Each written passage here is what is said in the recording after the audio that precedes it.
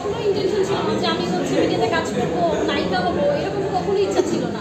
আমাকে আমার একটা ফ্রেন্ড লাইক কি বলে হুট করে বলতেছে কি যে একটা গান বানাবো, এটাও বলে নাই যে এটা গান হবে, আসলে বলে কি আমি ফটোশুট করতাম তখন বলতো যে একটা কাজ আছে তুমি আয়, তখন আমি বললাম যে কি শুটিং হবে, আমি জানতাম ওটা একটা মিউজিক ভিডিও ছিল, বাট হয় না ফ্রেন্ডদের ট্রাস্ট তুই জিজ্ঞেস করতেছ যে আমি তোকে কেন কোন শুটিংয়ে ডাকছি, যে দেখি মিউজিক ভিডিও শুটিং, তো ওইভাবে মিউজিক ভিডিও করলাম, করার পর দেখলাম যে আমার মিউজিক ভিডিও অনেক বেশি একটা আলোড়ন সৃষ্টি করলো, অনেকে আমাকে মত দেওয়া শুরু করলো। তো আমার স্টার্টিংয়ে যে কাজগুলো ওগুলো হচ্ছে ওই সময়ে অনেক বেশি ভিউ হয়।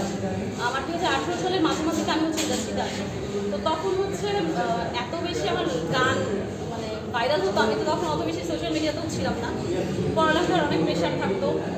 তো তারপর হচ্ছে যখন টিকটকে করোনার মধ্যে আমি টিকটকে যাই, টিকটকে যেয়ে দেখি যে আমি আগে যে মিউজিক ভিডিওগুলো করতাম ওগুলো টিকটকে অনেক বেশি ফেমাস, মানে অনেক বেশি ভিডিও করা হয়ে গেছে, একটা 50, 500K 600K এরকম। পরে আমি জানলাম বা ভালোই তো, এই জায়গাটা তো মানে অনেক এন্টারটেইনিং, এইভাবেই আর কি মিডিয়াতে আসা। ইভেন করোনার মধ্যে আমি টিকটক স্টার্ট করছি।